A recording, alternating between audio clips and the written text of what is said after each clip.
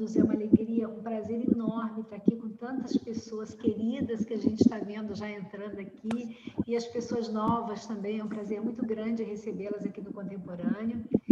Vou me apresentar, eu sou Rosane Porto, sou psicóloga, terapeuta de família, diretora do Núcleo Contemporâneo de Psicoterapia e atual presidente da Associação de Terapia de Família do Rio de Janeiro. Estou aqui com Liliane Cunha e Luciana Smith, psicólogas, terapeutas de família, que há 11 anos estamos juntas, trabalhando pelo Núcleo Contemporâneo de Psicoterapia, que surgiu, na verdade, em 2007, com o objetivo de sempre trazer questões, para trazer questionamentos, pensamentos e pesquisas em sistemas humanos. Em 2019, nós iniciamos a nossa primeira turma de formação em terapia de família, e na perspectiva constitucionista social, colaborativa, dialógico colaborativo, e nós temos aqui vários professores queridos que estão aqui conosco, é um prazer muito grande estar aqui com vocês. Queria falar um pouquinho do contemporâneo, a gente sempre vem desenvolvendo vários eventos, várias palestras, workshops, e a gente tem alguns programas de ação social que eu acho muito bom poder divulgar aqui entre vocês.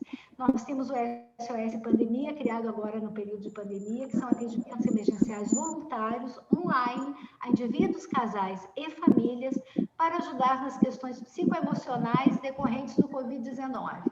Temos o SOS Profissionais de Saúde para atender as pessoas que estão na linha de frente, né, lidando com as vítimas do Covid.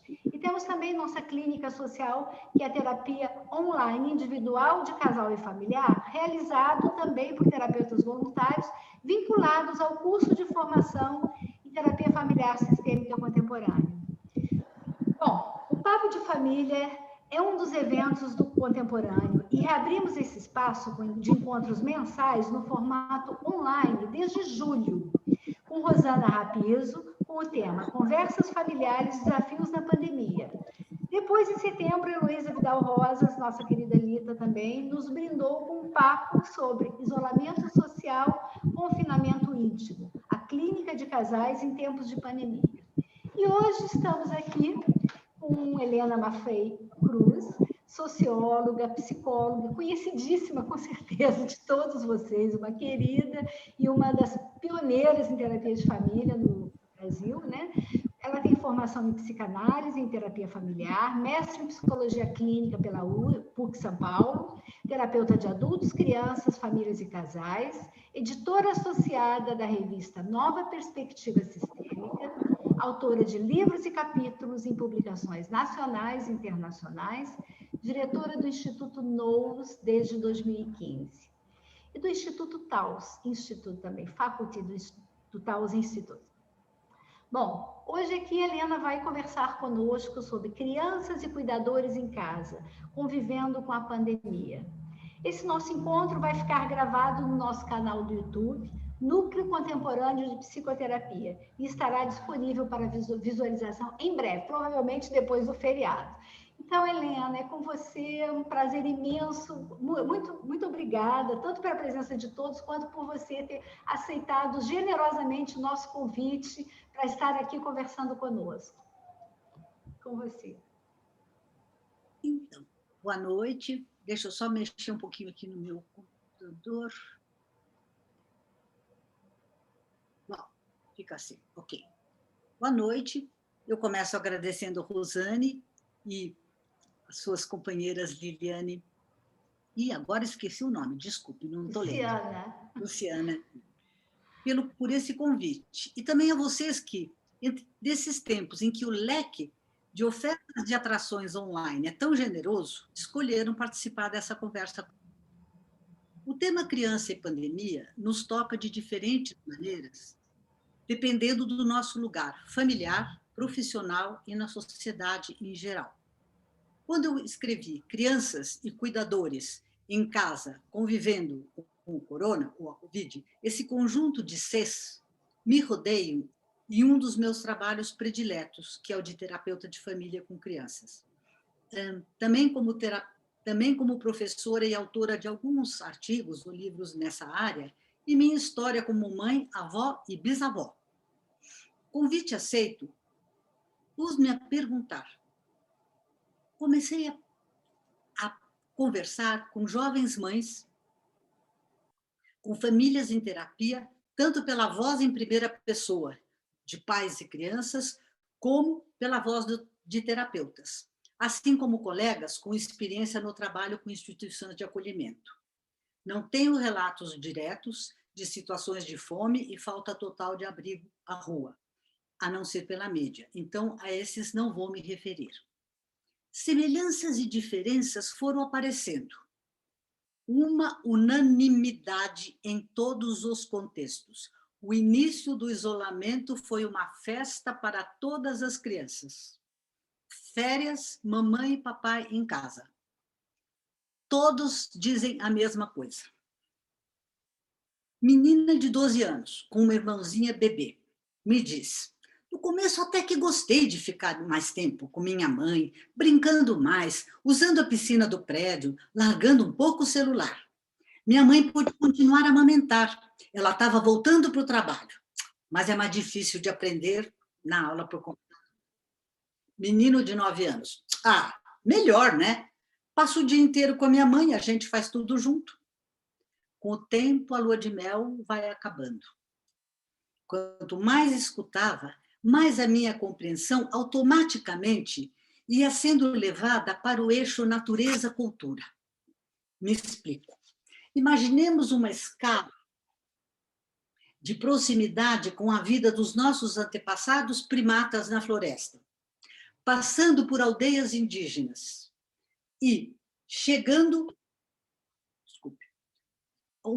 em uma aldeia até um grupo de famílias, cada um em seu apartamento, em um prédio de 30 andares, em uma rua movimentada de São Paulo ou Rio de Janeiro. Primatas vivem em grupos. Na típica aldeia indígena brasileira, vivem pessoas em grupos, com atividades específicas para homens e mulheres, rodeados de crianças que brincam no interior da área circular feita pelas ocas, as habitações familiares, protegidos da floresta que está do lado de fora. E algumas construções comunitárias, como, por exemplo, em algumas aldeias, uma taba em que as mães amamentando passam o dia com seus bebês na rede. E quando uma delas volta para o trabalho, qualquer uma das outras cuida desse bebê e amamenta. Existem tribos chamadas primitivas, que nós chamamos de sociedades indiferenciadas, por exemplo, no Pacífico, em que a palavra que nomeia mãe e irmã da mãe é a mesma. Então, a relação que essas crianças têm é deste tipo. O prédio de 30 andares é um conjunto de habitações familiares, literalmente uma em cima da cabeça da outra, sem nenhuma comunicação direta uma com a outra. Os pais se sai encaixotado em uma máquina que sobe e desce, indo eventualmente para um espaço comum, para um outro espaço movimentado, em que o que se precisa para viver é vendido. Vendido? O que é isso? É trocado por uns papéis ou por um cartão apresentado de plástico que se consegue mediante centenas de ações diferentes, realizadas por homens e mulheres. Cuidado com essa oca, a comida que se come e com as crianças, se houver, é executado por pessoas estranhas à família, que recebem os tais papéis para fazer esse trabalho. Nada mais distante da natureza. A vida é complexa e oferece o inimaginável para aqueles simplórios sem roupa. Sim, é complexa. Nos desafia a cada dia e gostamos da infinidade de possíveis escolhas. A divisão sexual do trabalho se repete geração a geração. Homens fazem alguma coisa e mulheres fazem outra. A divisão social do trabalho é infinita. O que eu estou chamando de infinita? Vocês querem um exemplo? Quantos tipos de médico ocupam da sua saúde? Você vai no ortopedista do joelho, ele manda no colega do ombro, se você falar que o ombro dói, ou do tornozelo. Você leva sua filha adolescente na dermatologista, fala uma coisa, ela fala, vou te indicar uma colega, e manda para a colega que cuida das coroas. Para os idosos, as especialidades geriátricas se multiplicam imensamente. A instrução dos filhos, ela vai da fila na madrugada para conseguir a vaga para o filho na escola pública do bairro, a um número de visitas a diferentes escolas, cada uma com o método por excelência para transformar os nossos pequenos selvagens em um doutor. É inacreditável aonde nós, esses macacos que começaram a andar apenas com 2 pés, chegamos. E aí vem um vírus que vira pandemia e, para nos salvarmos, exige o inimaginável: isolamento social. Como atinge as nossas crianças? Como já disse, inicialmente como um prêmio, mas o preço começa a aparecer. Alguns relatos, exemplos de relatos de 4 mães jovens, 2 com um filho ou uma filha, com menos de 3 anos, uma com um filho de 6 e que teve um bebê durante o isolamento, uma com um menino que acabou de fazer 3 e o segundo filho que fez 1 ano em junho. Todas com formação universitária, casadas com homens também bem formados, todos trabalhando integralmente fora de casa até o início da pandemia. Os relatos foram muito semelhantes. Lembre-se, elas são muito boas mães, esclarecidas, e seus filhotes estavam muito bem cuidados, com a ajuda de uma cuidadora nas horas em que estão em casa. Em alguma escolinha muito cuidadosamente escolhida, nada de TV, só brinquedos inteligentes.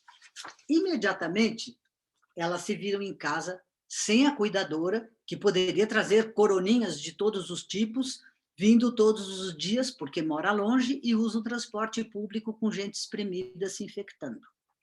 A nossa realidade de imensas desigualdades, que todas nós conhecíamos, entrou na nossa casa com uma clareza muito maior. Um exemplo de uma mãe. Tenho vivido o pior e o melhor de mim como mãe. São tempos de muita intensidade, muita casa, muitos afazeres, muito convívio, muita troca, experiências compartilhadas, muito cansaço, irritação e dureza com meu filho. Passei uma parte da quarentena me reconhecendo como privilegiada, podendo ficar com meu filho, cuidar dele, inventar formas de estarmos juntos, vivenciar toda a força do seu crescimento. Foram tantas conquistas que alcançou nesses meses. Ao mesmo tempo, a rotina repetitiva das tarefas, cuidados e aprendizados foram trazendo muito cansaço e, muitas vezes, reações agressivas e até violentas. Passados 5 meses de pandemia, entendo que o cuidado de inibir totalmente o contágio da Covid tem que incluir cuidado com a nossa dimensão relacional. Atenta ao melhor para o desenvolvimento do filho, evitei ao máximo o uso de televisão. Mas teve um momento em que me perguntei: o que é pior? Televisão ou brigar de modo agressivo com meu filho? Enfim, não cedi, mas busquei construir alternativas de cuidado e educação compartilhado. Nesse semestre, incluí outros cuidadores, contato com outras crianças e, assim, aos poucos, construímos alternativas, flexibilizando. A palavra que aparece em todas é flexibilizando. Seja no contato semanal, seja com uma educadora, seja na ida a pracinhas, seja em algumas visitas de amigos com filhos. Outro relato. Eu ia dizer que estar com uma criança em casa nesse momento é uma experiência ambivalente, mas não é verdade. Essa balança é desequilibrada demais para ser ambivalente. Claro que existe o lado bom de uma convivência diária mais intensa e constante, voltar a acompanhar e conhecer quase todas as experiências e aprendizados do nosso filho. Isso é bom, sim, mas é fora de hora. 2 anos e meio e nós já não precisamos dessa fusão toda. Já sabemos que somos 2 e estávamos vivendo com alegria as novidades que alguma distância trazia. Trabalhar, cuidar da casa, dispor da atenção e cuidado integral que uma criança dessa idade precisa é uma tarefa exaustiva, com custos muito altos. O mais alto deles é que me tornei uma mãe cansada, sem energia, que passa tempos torcendo para que ela durma. Uma mãe que começou a guardar no alto os brinquedos com pecinhas miúdas, para que a sala fique minimamente transitável. Uma mãe que passou a liberar televisão demais e que não tem a menor disposição para brincadeiras que gostava tanto. Tudo isso é acompanhado de uma culpa grande e de muita preocupação, sobretudo com os impactos dessa privação toda no desenvolvimento dela e também da nossa relação. O terceiro relato é muito semelhante. O estrito seguimento das regras de isolamento, a tentativa de cuidar da casa da criança, mantendo os altos padrões de atividades educativas, ao mesmo tempo que trabalhando em tempo integral em casa, no seu emprego, para seu emprego, e tendo que negociar com o marido as diferentes opiniões. A TV de vilã descobriu-se que pode ser uma amiga. Afinal, quem escolhe o programa e o tempo que uma criança uma criança pequena assiste televisão é a mãe. A flexibilização de saídas, a visita à avós e o alívio. Quarto relato. Foi assustadora a experiência nos primeiros meses, sendo que, pelo fato de eu não ter conseguido conhecimento de pedagogia, não pude ensinar meu filho em fase de alfabetização. Agravantes. Final de gravidez, parto, o bebê nasceu em abril, isolamento familiar, quem sofreu mais foi o meu filho de 6 anos, dificuldades entre pais e filhos, aumentado pelo isolamento, necessidade de silêncio para trabalhar, dormir, etc. Cada um tinha suas necessidades pessoais, porém a bolha pessoal foi estourada pela obrigatoriedade de nos mantermos no mesmo espaço constantemente. As crianças, vejam que curioso, vejam que palavras que apareceram, assim, a flexibilização dos altíssimos estándares colocados. Nós, atualmente, temos uma noção de infância, e todos vocês sabem que criança sempre existiu, mas infância é uma construção social. Que a infância precisa de muitas coisas. Que bom que nós temos algumas ideias muito sérias e importantes. Mas, às vezes, parece que se um adulto não estiver o tempo inteiro olhando ao lado de um bebê, de uma criança, fazendo alguma coisa com ele, essa criança não se desenvolve. Então, na medida em que esse desenvolvimento estava dividido entre a escolinha, a aulinha não sei do quê, o passeio, a tarde que passa com a vovó, a cuidadora que faz não sei o quê, estava funcionando bem. Quando tudo isso teria que ser feito igualmente, nada poderia mudar, e ser feito pela mãe, cansaço, má vontade com a criança e culpa, as palavras estavam em todas. Precisamos pensar nisso. O que nós estamos, na nossa sociedade, pedindo de nós mesmos? Pais, famílias de classe média alta, pais formados, a partir de 2 anos de idade, ficam olhando para que seu filho vá para o melhor colégio, para que ele chegue onde ele vai ter que chegar daqui não sei quantos anos. Tem um desses livros, tem uma história real. Uma pessoa conta uma história real em Nova York, como ela chorava quando não conseguiu que a filha de 3 anos entrasse na melhor pré-escola da cidade. Porque ela não entraria na melhor escola da cidade, não entraria na melhor no melhor pré-universitário e não entraria na melhor universidade. Então, o futuro estava arruinado. Eu estou falando de um exagero, mas é para nós pensarmos. As crianças, até 3 ou 4 anos, na minha conversa com vários tipos de situações, inclusive na clínica social, até quero ouvir de vocês, uma coisa curiosa. Mais de uma mãe de renda baixa, mas não paupérrima, né? Pessoas que a gente chama de pobres, mas que não perdeu totalmente a renda. Está ganhando metade, o marido está ganhando mais um pouco, se adaptaram a esse aperto, mas a mãe também está de férias. Por quê? pense, nós que temos ajuda em casa, falamos tanto da dupla jornada, mas a nossa dupla jornada tem mais ou menos a nossa faxineira, sim. Ela trabalha o dia inteiro na nossa casa e depois ela vai para a casa dela e faz tudo que ela faz na nossa casa, ela tem que fazer de novo. Tem que arrumar casa, tem que fazer comida, tem que cuidar de filho, tem que fazer tudo. Então, eu vi na nossa clínica algumas famílias falando assim, ai, tá tão bom, eu estou o tempo inteiro em casa com as crianças. Estou fazendo isso, estou fazendo aquilo, estou trabalhando um pouquinho, não importa que está um pouquinho mais apertada. É claro que, na falta de um salário, essa é uma outra história.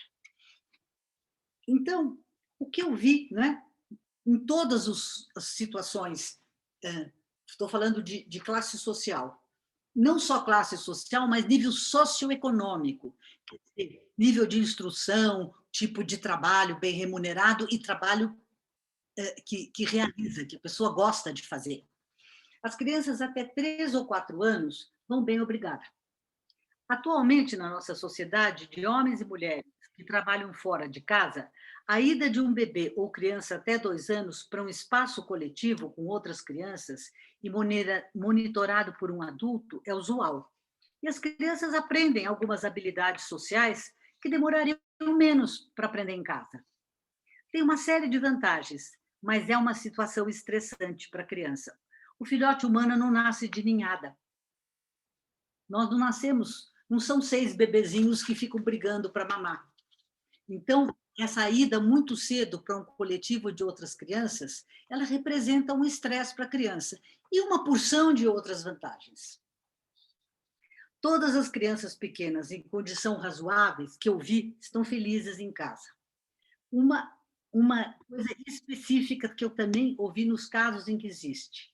Quem tem 2 filhos pequenos, o irmãozinho menor, o filho menor, está tendo um desenvolvimento incrível.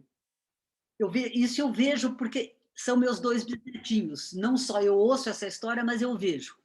Ele tem um professorzinho o dia inteiro em casa. Ele anda atrás do irmão que tem 2 anos e meio, e vocês sabem que para uma criança de 1 ano, uma que tem 2 anos e meio é um colosso. Ela faz assim e abre porta. Ela faz assim e abre gaveta. Ela consegue fazer todas as coisas que o menorzinho já sabe que podem ser feitas, mas não consegue fazer. Meus bisnetinhos, o que fez 3 anos a semana passada, adora música. Ele põe música e ele dança, e ele rebola, e ele levanta as pernas e bate assim, com as mãos. O pequenininho olha assim, assombrado para ele, bate com a mãozinha na coxa, mas não tira o pé do chão, porque se ele tirar o pé do chão, ele cai. Vi foto deles na praia. O pequenininho, com 1 ano, pega na pá e não consegue enfiar areia dentro do balde, mas ele está imitando uma coisa que ele nem pensaria em fazer se não tivesse o irmão. Eu vejo esses e as mães todas falam, não, o menorzinho está tendo um desenvolvimento incrível. Então, a lição todas, então, agora, tormento. Não, de problema a tormento. A lição enviada online vai de um problema a um tormento. Quase todas as crianças de 6 anos, aproximadamente, não entendem, não querem, não sabem e algumas se recusam a fazer. As um pouco maiores fazem empurradas, precisando da presença em geral de um adulto, pelo menos olhando de tempo em tempo o que eles estão fazendo, que é mais um trabalho para os pais que estão trabalhando em casa. Famílias felizardas que possuem chácara, fazenda ou casa de praia e mudaram para esses lugares, ou em tempo integral, ou em largos períodos, dependendo da possibilidade do trabalho à distância dos pais, descrevem bem-estar e muito desenvolvimento das crianças. Pé na areia, pé na grama, sair por ali, muito desenvolvimento. Uma situação descrita como privilegiada.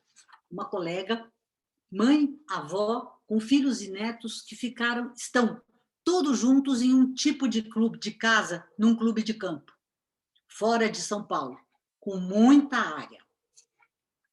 No início, começaram a desfrutar da convivência e se adaptaram à nova rotina de trabalho de cada um.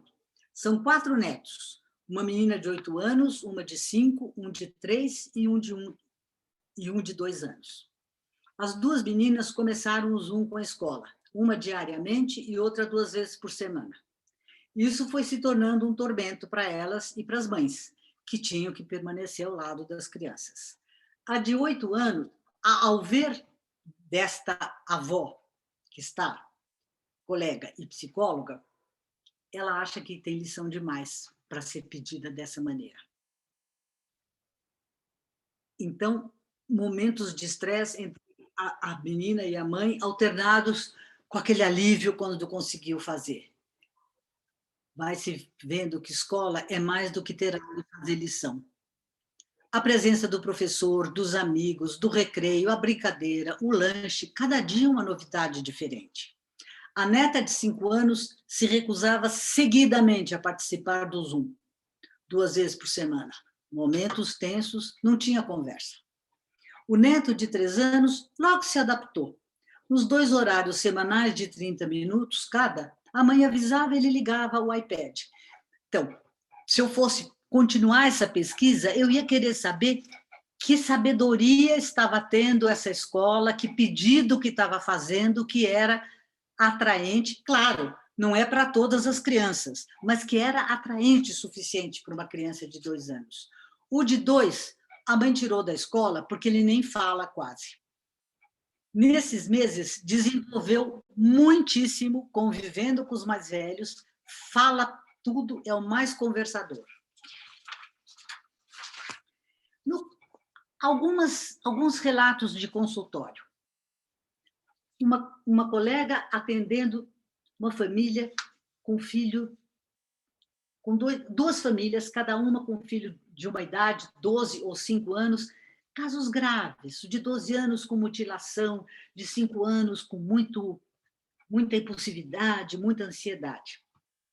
Foram se adaptando, fazendo algumas adaptações ao atendimento online, e o que foram pensando juntos, olhando e descrevendo as boas novidades, foi o efeito da convivência diária e contínua dos pais com a criança. E como isso estava acontecendo. O nível de exigências baixou, as crianças diminuíram muito e até desapareceram os sintomas. De novo, quer dizer que escola é ruim? Não. Quer dizer que nós estamos numa sociedade que exige de todos nós, e vocês sabem tão bem quanto eu, muito. E essa experiência pode nos ensinar a refletir sobre quanto de escola, quanto de lição, quanto de tempo livre, sem alguém dizendo o que é para fazer. O lazer na nossa sociedade se tornou extremamente organizado. Você vai para um resort, um ótimo resort de férias, tem o lazer para as crianças, tem o monitor para as crianças de 3 anos, de 4 anos, de 6 anos, de 10 anos, adolescentes, e os passeios programados para os adultos. Você faz aquilo tudo com hora marcada. Parece que desaprendemos de dizer o que eu quero, para onde, de que jeito. Outro exemplo de um caso de atendimento muito interessante, de uma família que tem 4 filhos adotivos. A primeira foi adotada com 6 anos, é autista e já estava há um tempo na casa, quando eles quiseram adotar 2 gêmeas. E o abrigo insistiu para eles adotarem também um irmão mais velho, de 10 anos, que está chegando naquela fase onde se torna menos adotável. E eles moravam num apartamento pequeno, depois de um tempo começaram uma terapia, e esse menino tinha bastante dificuldade de se situar, de se vincular àquela família. Eles mudaram para uma chácara, e agora, na pandemia, está todo mundo em casa, sem escola. O menino começou a trabalhar no jardim, começou a trabalhar na horta. Então, ele está produzindo alguma coisa que é importante para todos. Melhorou muitíssimo, ampliou e fortaleceu muito o vínculo. De novo, vamos pensar, crianças com alguma característica que está dificultando um pouco a sua vida na escola, como nós podemos ajudá-la? Com menos, talvez, do que com mais. É uma pergunta para nós refletirmos. Porque começou a dificuldade, vai para terapeuta, para psicopedagoga, para aula não sei do que. Eu gosto muito de atender crianças, famílias com crianças. Quando aparece, a criança vem por uma solicitação da escola, eu vou observando, mas eu não sou especialista em desenvolvimento, eu sei o suficiente. Mas, assim, se devia estar escrevendo, fazendo, não sei daquele jeito, não sei. Converso com a escola. Se a escola achar que é importante um acompanhamento em psicopedagogia, eu digo para a mãe, tira daqui e leva para lá. Vai ser muito mais terapêutico ele aprender a fazer uma coisa que ele não conseguia do que vir aqui conversar e brincar comigo. Então, são momentos que estão nos propondo perguntas. Eu não estou dando nenhuma resposta e achando que eu achei nada, só achei mais perguntas. E eu acho que quanto mais perguntas nós temos, melhor nós podemos caminhar. Tem uma outra colega que trabalha com autistas. Ela tem um centro onde crianças passam, crianças e até jovens adultos, aquele autista típico que a gente conhecia, né, como aquele que, em geral, não fala, se balança, bate a cabeça. Essas crianças, esses adultos, passam o dia no centro dela. O centro teve que fechar por um tempo. Os outros que ela atende, principalmente atende em domicílio, que são aqueles Asperger ou qualquer outra coisa que a gente chama de autofuncionamento, sim, estão na escola, sim, acompanham o estudo, mas têm uma dificuldade social dramática. Então, algumas coisas. Um menino de 15 anos, Asperger, diz assim, existem 2 coronavírus, o comum, físico, e o mental. O mental é o pior. Deixa as pessoas loucas, sem limites. Outra, um menino de 12 anos que tinha acabado de entrar num colégio novo no início do ano e logo veio a pandemia. Conversando sobre voltar às aulas presenciais e conhecer e se relacionar um pouco mais com os colegas, ele diz, é o pior momento possível para conhecer as pessoas. Estão usando máscaras, precisam ficar distantes. Outro menino, também de 14 anos, diz, não sinto mais a pressão social de conviver com outras pessoas, seus barulhos, suas informações. Poderia viver assim para sempre. É isso que chamam de liberdade? E, para finalizar, esse meu andar para lá, para cá, com pequenos relatos, relato de colega que tem contato e trabalham com centro de acolhimento. A maior parte dos centros de acolhimento ficou com menos funcionários, porque é comum haver, entre os educadores, aposentados, pessoas mais velhas, ou por qualquer outro motivo, os funcionários que são grupo de risco deixaram de ir. Então, estão menos funcionários, 7 dias por semana, com todas as crianças e adolescentes, 24 horas por dia. Ninguém vai à creche, ninguém vai à escola, ninguém vai ao centro de atendimento do contraturno, com muitas dificuldades. Com muitas dificuldades, porque tem, né, esse aperto. Cada um fazendo o possível. Por exemplo, em alguns acolhimentos, funcionários levam para sua casa algumas crianças em dia de folga. Eu, quando trabalhei bastante vezes nas aldeias SOS, algumas mães sociais levavam as crianças para a sua família de origem da mãe, né? Nas férias. Mas a aldeia tem toda uma relação diferente do que o acolhimento. Não sei como é isso legalmente. Precisa pedir licença, precisa saber de que tipo de transporte, como é que é a casa, quem é, mas é uma coisa interessante para a gente conhecer mais. E uma outra coisa que está acontecendo, segundo as pessoas que me informaram que trabalham em acolhimentos, é uma tendência à aceleração das adoções. para o bem e para o mal. A adoção é um processo legal que existe na nossa sociedade para pais que não têm filhos e querem ter filhos, e para filhos que não têm pais e precisam de pais. Só que nós olhamos como os pais que vão adotar, ai, que pessoa maravilhosa, nossa, você adotou. E as crianças deviam entrar agradecendo de joelhos porque alguém as quis. Não é assim. E a aceleração da adoção aumenta o risco de uma coisa que acontece e que, a meu ver, é uma tragédia, que é a devolução de criança adotada. Essa criança já teve uma perda. Ser devolvida é seríssimo, é cruel. Então, uma última coisa interessante sobre um abrigo.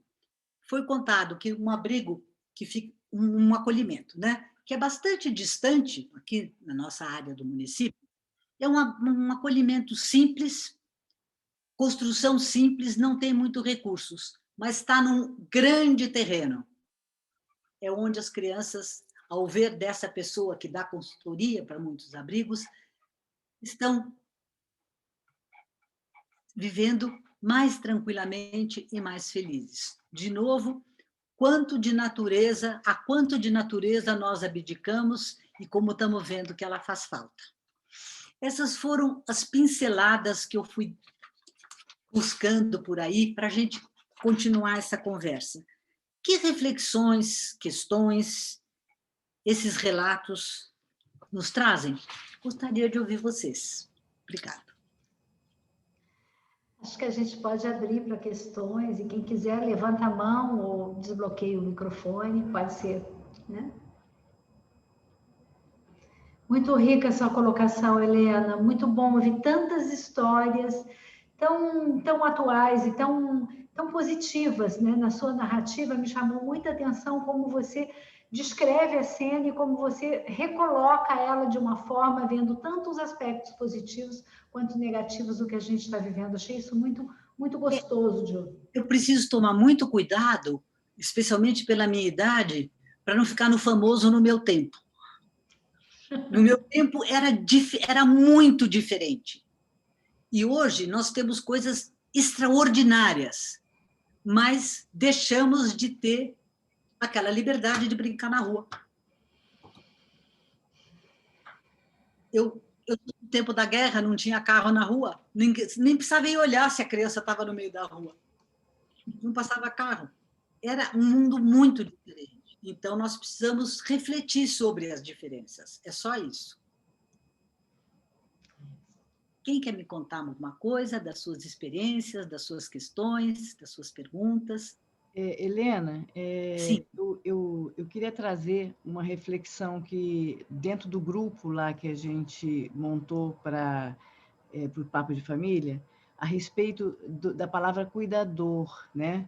Que essa reflexão ela trouxe um pouco um estranhamento no uso da palavra crianças e cuidadoras, né, cuidadores, no sentido de cuidador está sempre relacionado a você cuidar de uma pessoa mais idosa, cuidar de uma pessoa doente, e não cuidar de uma pessoa que está em crescimento, está em florescimento ainda, né? O que é uma babá? É uma cuidadora de crianças. O que é uma professora e outras educadoras e auxiliares de uma escola? É uma cuidadora de um outro aspecto do desenvolvimento, mas principalmente das crianças pequenas que estão nas creches, que estão naquela escolinha inicial, criancinhas muito pequenas, ela está cuidando das crianças. E existe outros tipos de cuidado, tá certo? Nós, psicólogas, quando atendemos uma criança, estamos dando outro tipo de cuidado. Eu não disse uma coisa muito bonita que uma pessoa dessas mães, quando acabou de falar do estresse, da culpa, da preocupação, porque vocês viram que preocupação, nossa, o desenvolvimento dele está tendo privação de desenvolvimento. Gente, a gente se desenvolveu até hoje sem essas coisas, de um jeito diferente, mas supostamente se desenvolveu. Ela disse, aquela frase africana de que é preciso uma aldeia para criar uma criança, nunca fez tanto sentido para mim.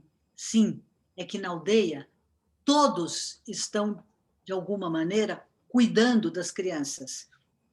Aqui, a maneira pela qual todas as outras pessoas, além da família, estão cuidando da criança, é perfeitamente estipulada, custa tanto, vai de tal hora a tal hora, e quando ela faltou, ficou esse buraco. É diferente, né? É uma maneira diferente, não é a maneira da aldeia. Mas eu usei a palavra cuidadores exatamente para não focar especificamente nos pais, porque tem outras situações, especialmente a dos acolhimentos. E também os outros lugares onde essas crianças estavam sendo cuidadas e deixaram de estar porque pararam de ir para a escola, para a creche, seja lá para onde for. Então, por isso que eu usei uma palavra mais genérica. Posso falar? Sim. Oi, Helena, tudo bem com você? Muito obrigada por compartilhar essas preciosidades para a gente, que eu acho que essa pandemia, eu acho que acabou escancarando que nós temos crianças executivas, né? Com muitas atividades, com muitas coisas, muitos afazeres, né? E quando você falou no início que a criança começou a se sentir de férias, poder ficar com a mãe, né? Exatamente essa sensação, quer dizer, tirar essa quantidade de atividade dessas crianças, elas poderem ser crianças, né? Brincarem. Eu tenho 2 netinhos que moram em Buenos Aires, e a minha filha mora numa casa em Buenos Aires, mas ela resolveu, logo que começou a pandemia, porque lá o lockdown foi muito forte, né? Ela foi para uma casa de campo da família. Então, o que as crianças se desenvolveram nesse período, porque isso que você falou também, da criança maior ser o exemplo para a criança menor. Tem uma neta de 7 e uma netinha de 4. O que ela aprendeu, o que eles fizeram de manualidades, com palitinho, brincaram, não ficaram, nem precisaram ficar na televisão. Então, eu acho que a gente viu isso nos nossos consultórios, né? As crianças poderem ser crianças, brincarem, e algumas coisas que a gente começa a ver, assim, acho que assim, é um período de muita reflexão. O que uma criança de 3 anos precisa ter aulas na tela, né? Qual a necessidade disso? Assim, uma coisa para a gente pensar, né? Então, achei assim, essas reflexões muito, muito, muito interessantes para a gente poder estar pensando, estar trocando, né, essa ideia. E você confirma alguma coisa que não tenho a pretensão de estar dizendo é assim, mas olha que curioso, todas as pessoas que têm o privilégio de ter uma casa de praia, de chácara, etc., notaram uma diferença enorme e um aprendizado. Uma dessas, a mãe é pedagoga, e falou assim, eu não estou ligando se eles estão fazendo as coisas da escola, eles estão aprendendo uma porção de outras coisas. Né? Muito... Nos faz pensar muito, né, nisso que você chamou dos executivos, pequenos executivos, que nos copiam, nós também, né? Temos que estar correndo sempre. Leonora falou uma coisa no bate-papo.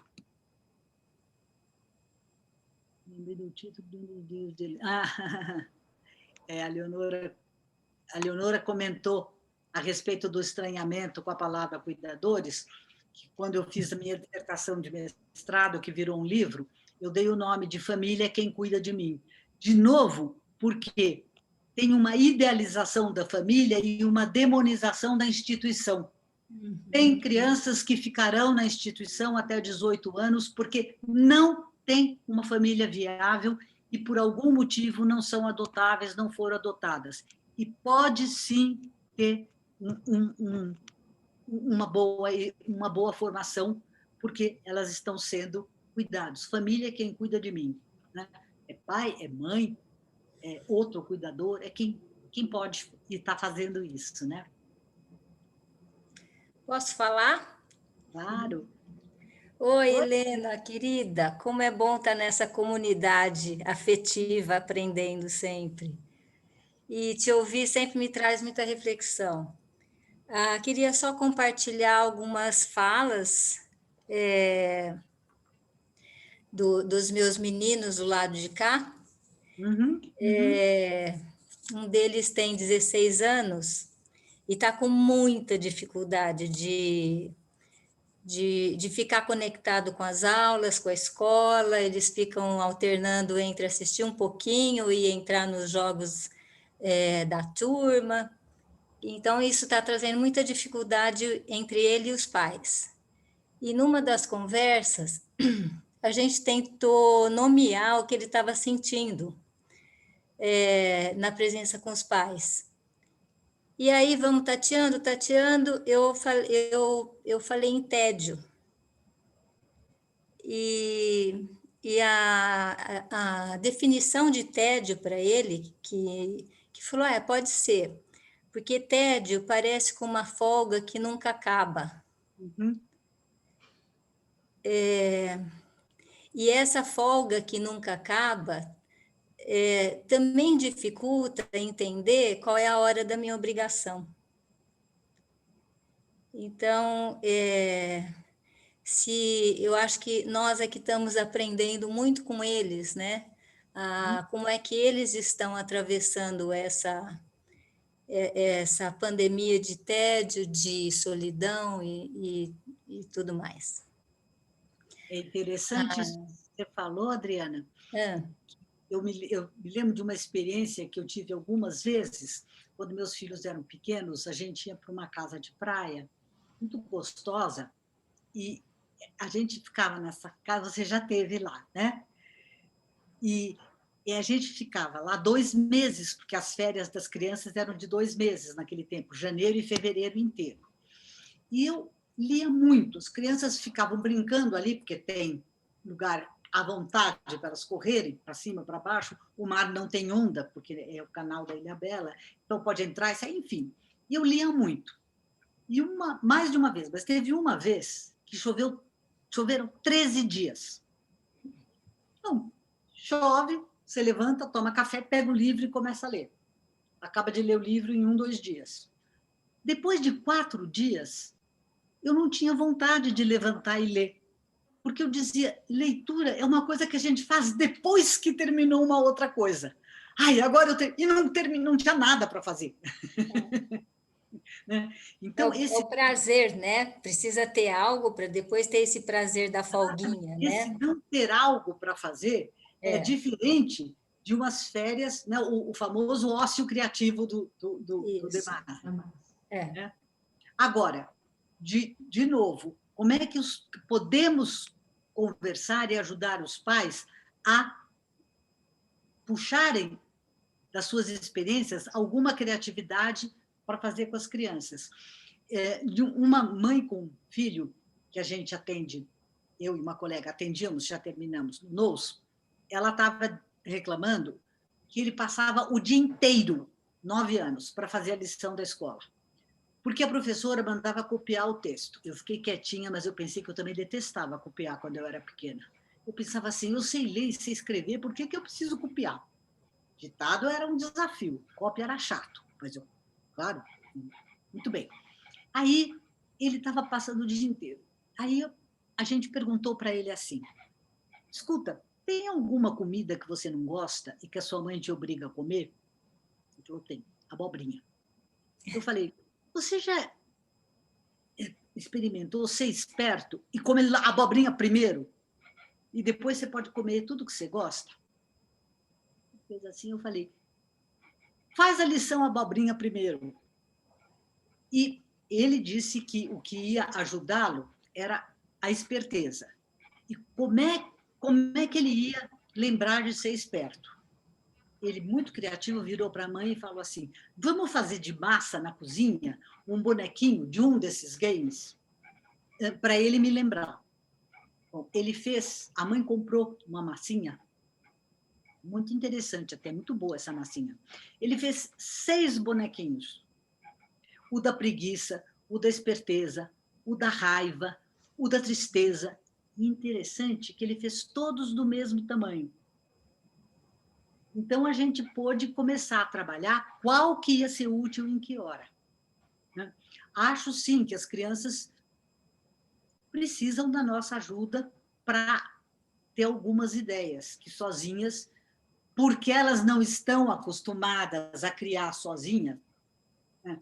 Qualquer brinquedo vira qualquer coisa? Não, tem brinquedo para tudo, tem hora para tudo, está tudo muito organizado. Tudo bem, só que agora falhou essa organização, né? Então, eles estão um pouco perdidos. Mas a gente, no consultório, tem umas experiências bem interessantes com o que eles ensinam para a gente, né?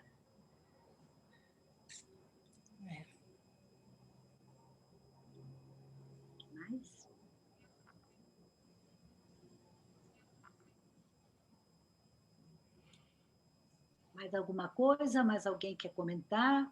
Quer propor alguma coisa diferente? Quer discordar? Helena, mais uma coisa. Uma fala interessante que tem vindo das crianças entre 8, 9 e 16 anos é assim: eu nunca pensei que eu fosse ter tanta saudade da escola. Eu nunca pensei que isso era tão importante na minha vida. E eu tenho medo de voltar e de não ser tudo igual, por conta, principalmente nos adolescentes, por conta desse afastamento e talvez tem uma certa ansiedade dessa socialização de volta aí. Então, tenho visto muito isso nas falas. Muito. E, justamente, eles só estão com o chato da escola. Uhum. Uma professora que não está preparada, porque nenhum de nós está preparado para isso que nós estamos fazendo, né?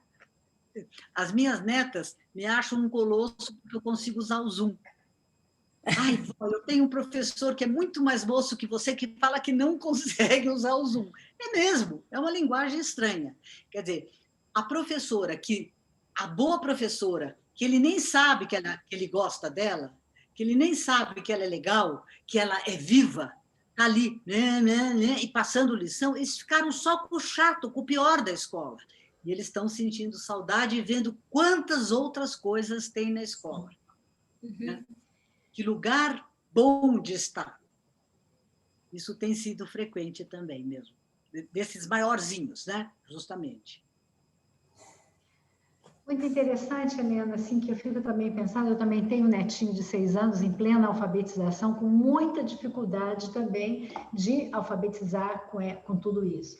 E o que a gente pensa, assim, né, o que a gente vê é que as crianças aprendem fazendo. E os professores não estão antenados ou preparados para lidar com isso. Então, uma aula que o professor conta uma história, eles não conseguem se vincular a isso, porque a criança é mais concreta, né? Então, fica muito difícil. Eu tenho percebido muito essa dificuldade de realmente, é um desafio para os professores, como que eles vão criar uma forma online de trabalhar um jeito mais de fazer, de pegar com as crianças. Eu sinto que isso está sendo um dos grandes desafios que eu tenho visto. Né, Rosane? Essa idade, eu não sei qual é a experiência de vocês no consultório, mas é bastante comum a gente receber uma família com uma criança entre os 5 e os 7 anos, que está passando daquela fase que eu digo assim, essa é a fase do agora eu era herói, meu cavalo só falava inglês, para a fase onde a criança gosta de coisas concretas. Ela aprende a ler porque é legal que A, que B mais A sempre seja B. É legal que 2 mais 2 sempre seja 4. Antes podia ser 4, 200 ou 1000. Era um mundo mágico. Agora não. quando a gente fala para alguma criança que está passando por essa idade, dessa inteligência, né, concreta, e a gente fala naquele tom mais que a gente falava para os menores, eles olham para a gente assim e corrigem. Né? Não é assim. Né? Adoram jogar jogo da velha, aqueles jogos de Ligue 4, que você sempre tem que fazer uma coisa com uma certa regra e aquilo dá certo. Só que isso não acontece no dia que você apaga 6 velhinhas ou 7 velhinhas. Algumas crianças, a partir dos 5, já estão todas entrando nessa fase. E outras, é só um pouquinho. As boas escolas, elas aceitam uma gama muito diferente. Quando a criança vem pela escola, quer dizer, a mãe, mesmo que a escola não tenha mandado, a mãe está vendo pelos relatórios, eu costumo ir à escola. E uma boa escola, ela diz, não, esse menino está na parte esquerda da curva normal, mas ele está começando a ver as letras, ele está começando a gostar disso, e elas sabem que esse tempo é muito diferente de criança para criança. Então, esses 6 anos como média, entre os 5,5 e os 7, uma boa professora, não é muito difícil fazer isso, ela só aceita aquilo feito de um jeito mais tortinho por um e de um jeito mais adiantado pelo outro, né? E agora, com essa pandemia, com essa maneira linear de aprender, está mais difícil. É a idade que mais a gente ouve isso. Eu estou sentindo isso. E, assim, num período de tanta incerteza, que a gente não tem nada de certeza para dizer para as crianças, eu fico imaginando que eles gostam disso, né? Das certezas, dos caminhos fechados. E não tem. A gente, quando é que a escola vai voltar? Quando é que você vai poder ver o seu amiguinho tal ou aquele? Então, eu acho que são muitas questões. E eu fico imaginando, você falou uma coisa, eu também tinha ouvido falar do Andrew Solomon, que teve na Unicinos há pouco tempo dando uma palestra, e ele contando do filho dele também, desse tipo de situação, e ele colocava isso, como que a gente quais são os impactos que vão ficar, que eu vi você também falando, desse período. Vai ser uma coisa que a gente não sabe o que vem, né? Porque como essas crianças vão ser marcadas na sua maturidade? A gente não sabe. Não sabe, né? Não sabe. E eu dessas boas mães, né, que eu dei o exemplo, de boas mães, e com uma cabeça, todas universitárias, todas com trabalhos importantes, interessantes, como elas e nós todos. Se você não tem... Aliás, o Bateson já dizia, quando eu li no Bateson que a gente só aprendia com erro, eu achei tão esquisito, depois eu pensei, quando dá certo, você não pensa. Quando dá certo, você não pensa. Opa, queimou o arroz, o que aconteceu? Tá. Agora, essas boas mães, super dedicadas, super atentas ao que a criança precisa para o seu desenvolvimento, se viram muito aflitas. Culpa, irritação, culpa pela irritação. Gente, todo mundo já ficou irritado uma vez na vida, vamos combinar. Né? E agora, começando, porque elas têm essa competência, a se perguntar por que a televisão é um mal total? Que televisão? Quando? Quanto? Para quê? Por que não pode, em hipótese alguma, pôr o pé na rua? Que rua? Como? Né? E outra coisa que eu, quando falei, realmente, você já pensou uma coisa mais antinatureza do que você morar numa casa empilhada em cima da outra? O apartamento é a coisa mais antinatureza que existe. Né? Eu, nesse momento, agradeço aos céus todos os dias de morar numa casa. Poder pôr o pé para fora todo dia. A pracinha quase em frente, ela está quase vazia, dá para dar uma volta. No apartamento, você entra no elevador. No outro andar, uma pessoa abre a porta. Entra ou não entra? Você tocou no botão, passa álcool. É antinatureza, e na pandemia fica muito claro isso, que esse antinatureza é mais pesado nessa situação. Nas outras, tudo bem, você sai, você vai para todos os lugares. Né? Mas Nós estamos refletindo sobre coisas básicas, coisas que eram dadas por... Ok, é assim. Não, pode ser diferente, né? Eu costumo...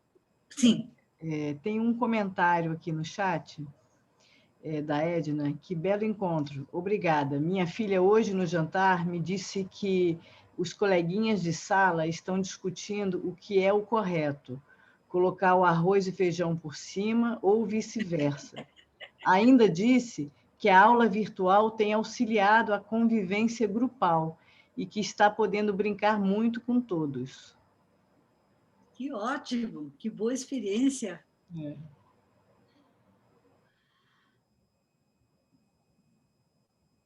Ninguém mais tem alguma colocação? A gente já está chegando no horário, mas se alguém mais quiser falar... Só temos a agradecer, Helena, como você tem uma forma poética, uma forma... Você foi buscar lá nos primatas, você vai contando uma narrativa tão rica que vai nos situando o tempo todo, nos leva a lugares que a gente não tinha pensado. Eu acho que isso é uma narradora de histórias, não é à toa que seus livros sempre são muito gostosos, né? Que você escreve, a revista. Quer dizer, você tem uma narrativa que vai permeando diversos lugares, botando várias lentes para a gente pensar sobre o que está acontecendo, né, nesse momento da pandemia. Foi muito bom te ouvir, te acompanhar, queria te agradecer muito. E estamos abertos a mais alguma pergunta, que a gente já está no horário, esse horário tarde, né, cansativo. Eu gostaria de dizer... desculpem. Não, Paula, vai. Paula. Obrigada, Cássia. Eu acho que eu queria falar isso mesmo que a Rosane acabou de falar.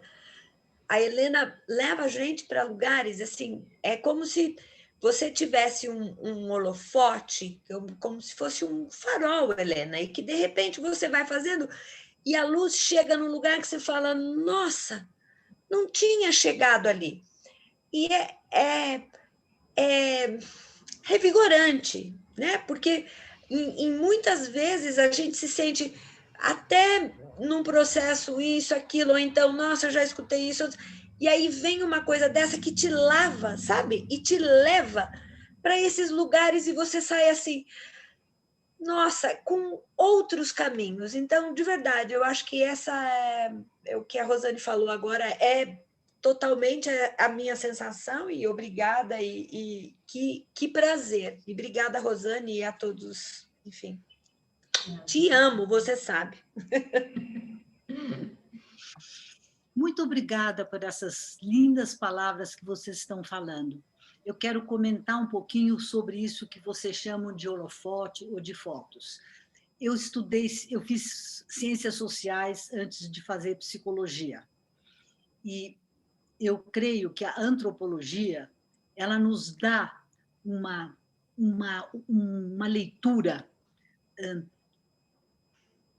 Acho que quase todos vocês que estão me ouvindo nesse momento estão atualmente falando na compreensão pós-moderna, no construcionismo social. O antropólogo não usa essa palavra, mas ele olha o tempo inteiro a construção cultural da realidade. E não foi assim que começou. O antropólogo começou indo para um lugar diferente e querendo entender as coisas por aquilo que era da sua cultura. Então, num lugar onde não tinha, o pai não tinha o lugar que tem na nossa cultura, inventava uma coisa de pai classificatório, porque precisava entender pelos nossos conceitos. Eles foram evoluindo, né? E no século XX, grandes evoluções da antropologia, tem uma frase assim, eu só sei se eu perguntar como é que é para aquelas pessoas. Lévi-Strauss tinha uma frase que eu adoro, que é assim, machado não gera machado. Então, quando você vê um machado aqui, e você vê na outra cultura, você não pode dizer que esse machado é filho daquele outro. Você não tem a noção do significado, palavra que nós usamos toda hora, o significado que as coisas têm. Só que essa é a linguagem materna para o antropólogo. não sou uma antropóloga, não conheço o suficiente, mas ter estudado antropologia abre para o cuidado da gente como psicóloga não achar que as coisas nascem dentro da cabeça. Não nascem. Então, que bom que isso ajudou e que foi útil o suficiente para vocês ficarem até agora aqui. Muito obrigada.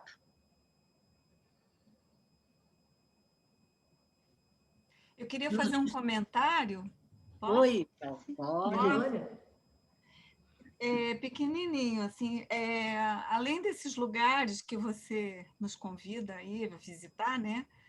Eu estou saindo assim dessa conversa com uma coisa muito interessante que eu pensei aqui, que eu achei muito interessante, né? Quando você disse essa experiência que tem cansaço, má vontade, culpa e tudo isso, né? Ela também pode nos ensinar a refletir. Eu achei, isso fez um sentido para mim, sabe? E vou levar comigo. Que bom. Muito obrigada. Obrigada a você, Léo. Nos despedimos, Rosane? Sim, acho que está ótimo, Helena. Muito obrigada mais uma vez. Um prazer enorme estar com todos vocês aqui e pelas suas belas palavras. Obrigada, Helena. Muito rico. Obrigada pela sua generosidade.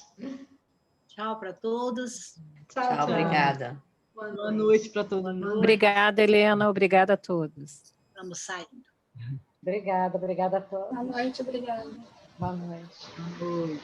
Tchau, obrigada, foi excelente. Tchau. Obrigada. Gente, boa noite. Boa noite. Boa noite. Obrigada, Recife.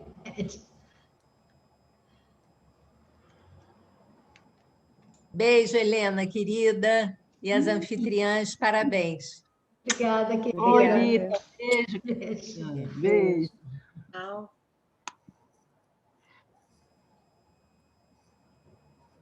Oi, Léo. Beijo, querida. Tudo bem? Que bom te ver aqui. Obrigada, Leonora.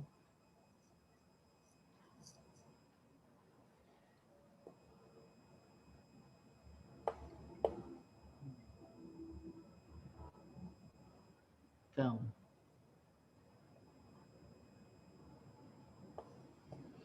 A Gláucia. Acho que tem um pessoal que pode ser que não esteja aí ainda. Vamos né? fechar e vamos conversar um pouquinho no Zap? Eu acho melhor. Então tá. Beijo, Beijo. gente.